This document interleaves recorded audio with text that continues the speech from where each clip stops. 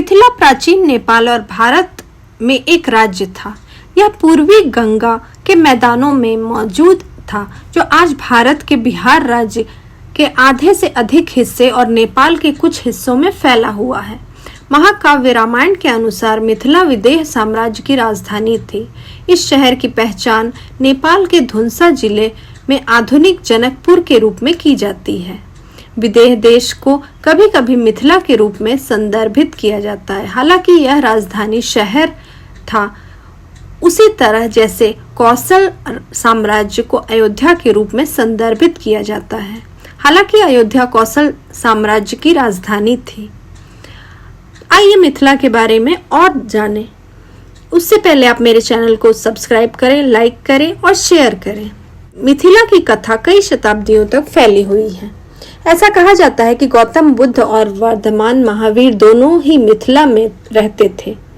यह पहली सहस्त्राब्दी के दौरान भारतीय इतिहास का केंद्र भी बना और इसने विभिन्न साहित्यिक और शास्त्रीय कार्यों में योगदान दिया।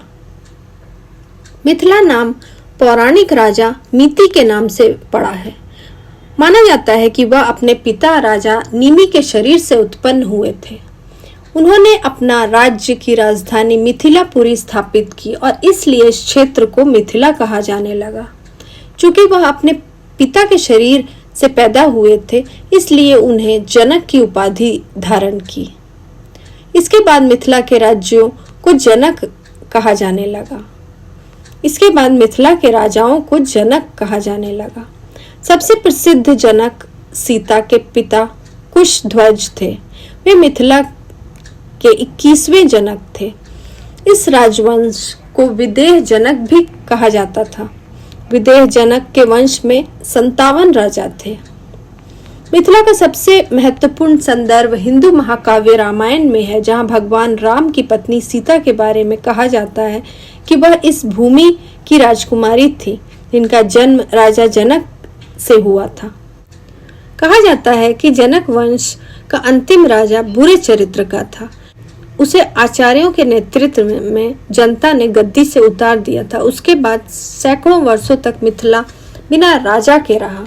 राजा के बजाय एक लोकतांत्रिक प्रणाली का पालन किया गया, जिसमें शासक को लोगों द्वारा चुना जाता था और सामूहिक रूप से निर्णय लिए जाते थे। वास्तव में मिथिला को दुनिया का पहला लोकतंत्र कहा जा सकता है। यह कई शताब्दियों तक जारी रहा, जब तक इस क्षेत्र पर मगध साम्राज्य द्वारा हमला नहीं किया गया और इसे जीत नहीं लिया गया।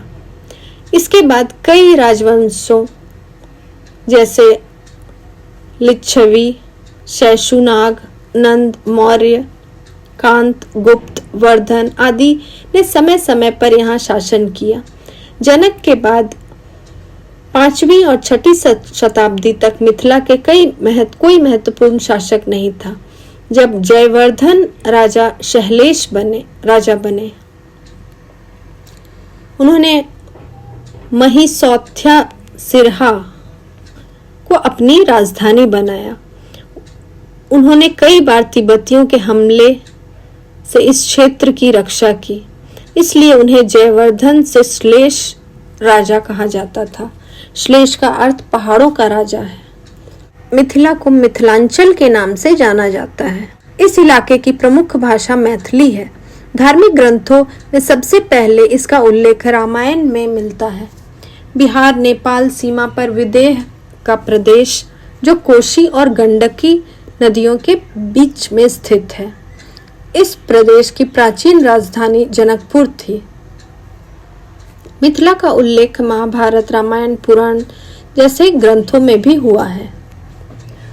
रामायण काल में यह जनपद बहुत प्रसिद्ध था। सीता के पिता जनक का राज्य इसी प्रदेश में था। मिथिला को जनकपुर भी कहते थे। विष्णु पुराण में मिथिला को विदेह नगरी कहा गया है। मिथिला में एक कहावत कही जाती है, पग पग पोखर माछ मखान, माने कि यहाँ तालाब, मछलियाँ और मखाना बहुतायत में होती है। माछ और मखान के रूप में मिथिला की अपनी अलग पहचान रही है। यहाँ की उत्पादित मछली और मखान की प्रशंसा देश दुनिया में की जाती है। आज के समय में देखा जाए तो मिथिलांचल में बिहार के 38 में से 20 जिले शामिल हैं। इनमें दरभंगा, मधुबनी, सहरसा, मधेपुरा, सुपौल, बेगूसराय, कटिहार, अररिया, समस्तीपुर, मुजफ्फरपुर और पूर्णिया समेत कई जिले होंगे। मिथिला की कला, विशेषकर मधुबनी पेंटिंग बहुत प्रसिद्ध है। मिथिला में मछली, मखान और पान की खेती की जाती है। यहाँ के मुख्य त्योहार छठ, होली, दीपावली आदि हैं। मिथिला के तालाबों, मछलियों, मटकों, सुस्वाद भाषा, मुस्कुराहट और पान खाने की संस्कृति के लिए जाना जाता है। विद्यापति एक प्रसिद्ध मैथिल कवि, लेखक, संगीतकार और दार्शनिक थे, जिन्होंने मैथिली भाषा का जनक और मैथिल कोकिल भी कहा जाता है। वे संस्कृत और मैथिली भाषाओं में पारंगत थे और उनकी रचनाएं भक्ति, प्रेम, सामाजिक विषयों से संबंधित थी। विद्यापति का जन्म 1352 ईस्वी में बिहार के दरभंगा जिले के बिस्फी गांव में हुआ था। उन्होंने संस्कृत और मैथिली भाषाओं का गहन अध्ययन किया। विद्यापति ने मैथिली में पदावली और संस्कृत में कई रचनाएं, जिसमें कीर्तिलता और कीर्तिपताका प्रमुख हैं। उनकी रचनाओं में शिव पार्वती और राधा कृष्ण की भक्ति के साथ साथ प्रेम और श्रृंगार के विषयों का भी सुंदर वर्णन है। विद्यापति तिरहुत के राजा शिव सिंह और कीर्ति सिंह के दरबारी कवि थे। विद्यापति ने मैथिली भाषा में लोकप्रिय बनाने के लिए अहम भूमिका निभाई और इसे साहित्य की भाषा के रूप में स्थापित किया।